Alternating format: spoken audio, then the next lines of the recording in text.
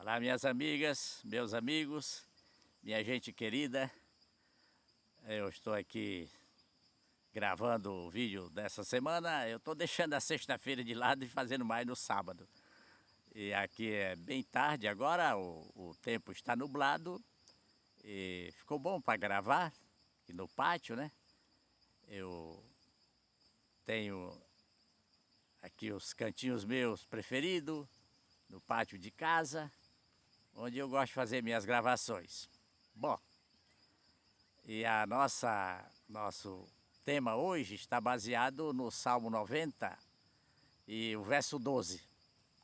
E diz assim: ensina-nos a contar os nossos dias para termos corações sábios.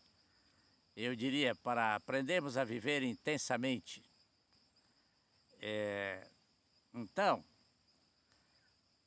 há uma necessidade nos dias de hoje da gente ter uma vida alegre, uma vida feliz, e essa é a vontade de Deus. Por isso o conselho: ensina-nos a contar os dias.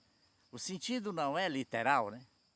Até porque se eu for contar os meus dias, dá uma tristeza muito grande. A vida é muito breve, a vida passa muito rápida. Eu vou completar daqui a poucos dias 78 anos. Isso não dá nem 30 mil dias. Olha só que mixaria, né? Se a gente não se cuidar, cai na depressão. Bom, e aí algum tempo atrás, eu perguntei a Deus: Senhor, como fazer para viver uma vida alegre, feliz, viver intensamente? Me veio a inspiração que não poderia ser diferente. Deus diz assim: mantenha a comunhão comigo de maneira mais íntima cada vez mais. E então essa comunhão com Deus, ela acontece através da contemplação da natureza, do estudo da Bíblia, da oração, da comunhão com o próximo e por aí vai, né? Aí eu comecei a criar o hábito de estar conversando com Deus constantemente. Como eu moro aqui nesse pequeno sítio que Deus me deu, eu passo meus dias aqui, geralmente no pátio, cortando grama, plantando alguma coisa, cuidando de alguma planta.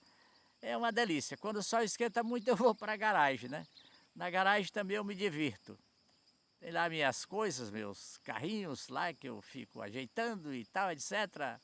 E passando pano e por aí vai. Só que eu fico conversando com Deus.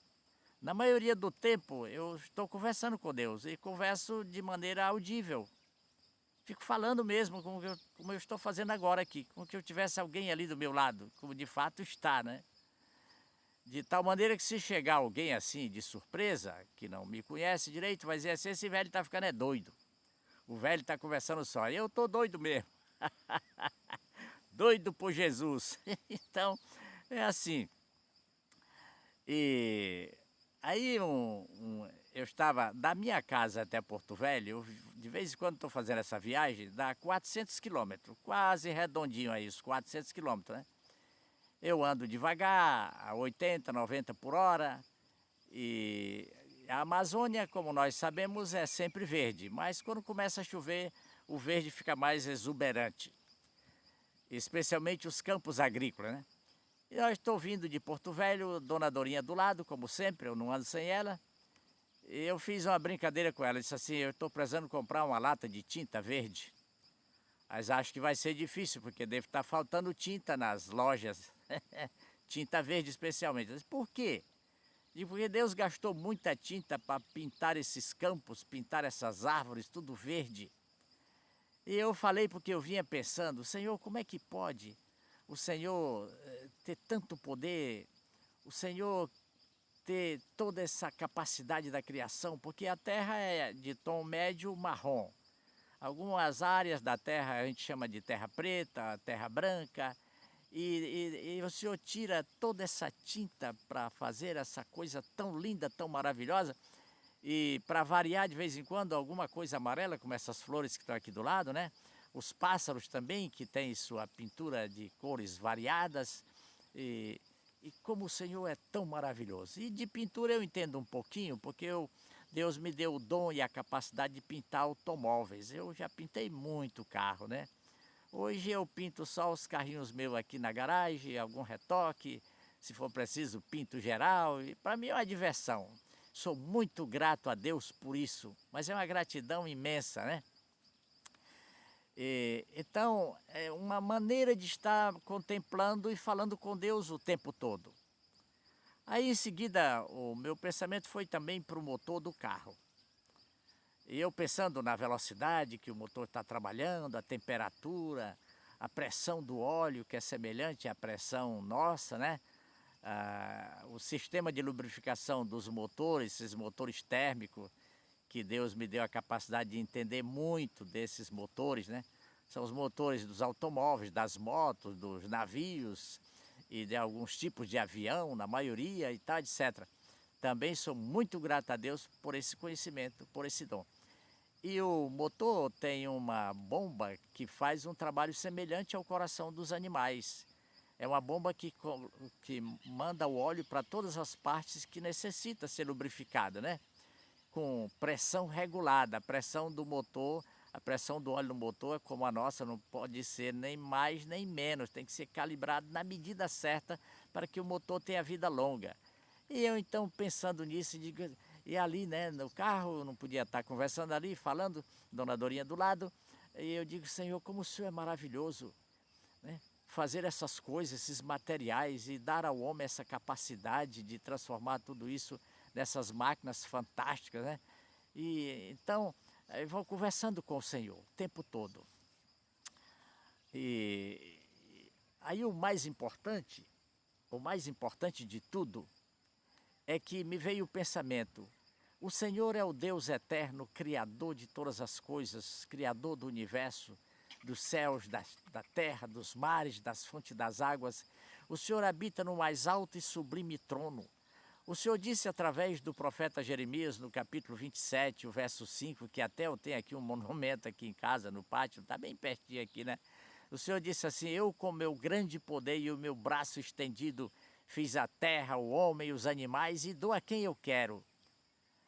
E como é que o Senhor então submeteu-se a descer à terra em forma de homem, se transformar, se revestir da carne, da fraqueza humana e submeter-se à morte de cruz, a morte mais terrível já inventada pelo homem?